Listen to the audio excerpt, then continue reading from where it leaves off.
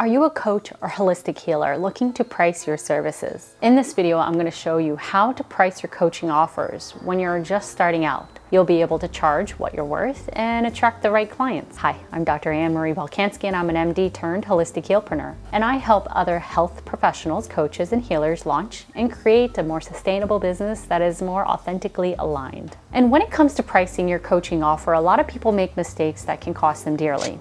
In this video, I'm going to show you how to price your coaching offers so that you attract the right clients and get paid what you're worth. Now, I have played with this a lot in my holistic healing practice as well. But before we can determine our pricing and our offer, we have to define what is the perceived value of our services. Now, there are two ways we can perceive value: based on results or the value of your time. Now, there are a lot of people talking about high-ticket coaching, and if high-ticket coaching was an easy sell, everybody would probably be doing it. But the main issue with high ticket is that the first person you haven't sold yet, and that is you. In order for you to be able to sell high ticket offers, you have to feel that the value of that price is there. If you would not pay what you want others to pay for your service or offer, then you will struggle with gaining others' confidence. High ticket sales are usually a value-based pricing, and this is completely different. And most people don't explain this. It's not hourly based, it's value based. And those are two completely different things. Value based simply looks at the results one will gain. Now, the value can be subjective. For example, the value of a car would be very high for someone who lives in a country that does not have any transportation system versus someone that maybe was in London or New York, where the transportation is much more easy, but having a car is actually more expensive to find garage, parking, and even where to put your car. So the value may be much less for that person to own a car. So one of the first steps in making sure that your pricing is correct or accurate to reflect the value that you're offering, you need to know who your target market is. And if you don't know who your target market is, be sure to check out this video that I created on niche, which is in the link above. You would have to ask yourself, how much value would this have for XYZ, for this particular target market? So for example, how much value would it have for someone to be able to stand on their feet without back pain, if that is what you are targeting? For someone who has a job that requires them to stand up all day, like maybe a hairdresser, a surgeon, or a nurse, or a construction worker, I would say that the value is quite high. It would be equivalent to how much they may be losing work, as opposed to someone who maybe doesn't do manual labor and sits behind a desk. However, if they are losing their time with their family, kids, or unable to pick them up, then that is also very high value for those people to get rid of that chronic back pain. So value-based is really about what is the value that that person would have for no longer having that problem or issue. And that's how high-ticket coaching is usually structured. Now, the other end is basically just looking at your time. And there's a lot of, I would say, even on YouTube, on here, that there's a lot of people that give you calculations on how to determine what your time, your 1 hour, is worth. And this is another direction that you can go if this feels aligned for you. Usually value-based coaching is just strictly based on the result as opposed to the time that one spends with the client. If you have some type of programming like a evergreen or a DIY program that someone would watch videos, then of course your time would be scalable, since you're using that additional teaching tool to make sure that when you're sitting with them, you're maximizing your energy. So that can be included in your time that you calculate. So to calculate your time though, and what a coaching session would be worth for you, you do have to also take into consideration how much time you invest before and after an actual session. So for example, when I first started out, I would at least space 30 minutes to review the chart or my notes, and to also,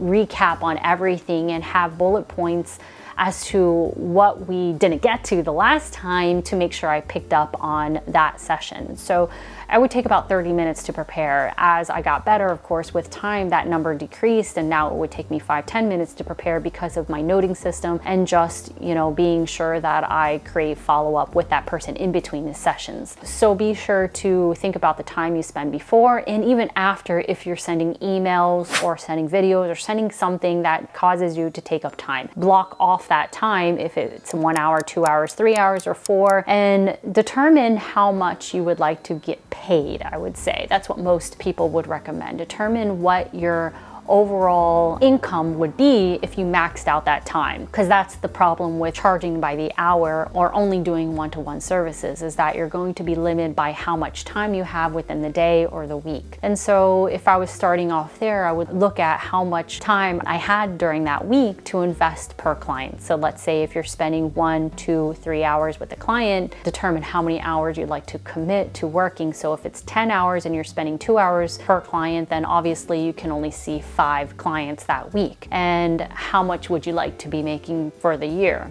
And so if you calculate that there are 52 weeks in the year, but of course you want to take time off, then you would have to deduct those weeks. So let's say in theory you want to take 4 weeks, and so that would be about 48 weeks within the year. So I would take your total value you want to make for the year, or how much you would like to make for the year, and then divide it by the weeks you'd like to work. So if it's 48 weeks per year, see how much that is, and then break that down even further based on how many clients you can see within that week. Now the problem with this though is the only way for you to scale will be for you to raise your hourly rate or prices. Know that whatever you start off at, it may be harder for you to incrementally increase, so be sure to start at the highest rate that is most comfortable for you, where you feel at ease to be able to ask for that price. People will sense if you're hesitant about your prices and will be less likely to pay for services. So I would say that being confident about your price is probably one of the most important things when you just start out, but also pushing yourself to really push that edge so that you can build your confidence that, oh wow, someone paid.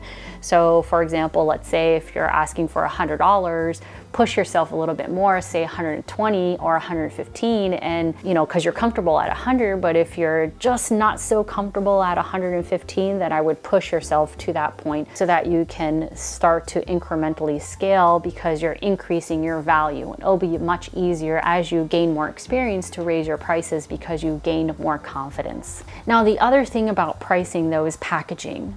There's a lot of ways that one can package. I believe that every coach, if they're focused on the hourly model, that they need to be packaging, because your effort to gain a client or to get that prospect to pay is very valuable, and the amount of time and energy that you put into gaining that person, if you have too many people cycling through because you're not getting a large return per that investment of effort, then your cost per client will go down, and it will cause you more time and energy and money in order to get more clients. And so packaging is a way to get around this. So if you package your services, so for example, if you're hourly based, then you would say, okay, hey, 10 hours or a package of 10 sessions or a package of whatever would be this price.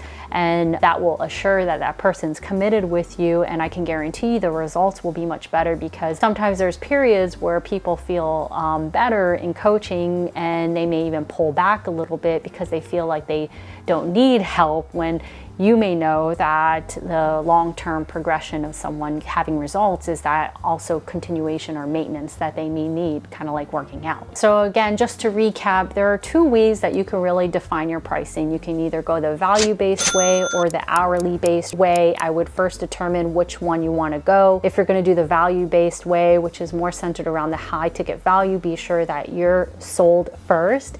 And the hourly based way is usually an easier sell, but it does have limitations of being able to scale. Most people do combine the two and kind of create a hybrid of both, and that is completely fine.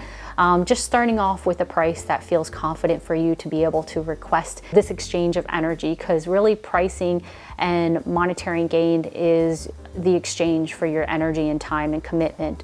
And in order for them to be able to show their commitment to their change, the higher typically their investment, the higher their commitment. And that's just subconsciously what comes about. So there's a lot of other things around pricing that can be considered, but I think this is a good starting point for anybody that's brand new in the health coaching arena. So if this helped, be sure to put in a comment below. Let me know if you have any suggestions, questions, or comments about it. And if you did like this video, be sure to give me a like, subscribe, and I'll see you on the next video. Have a great one.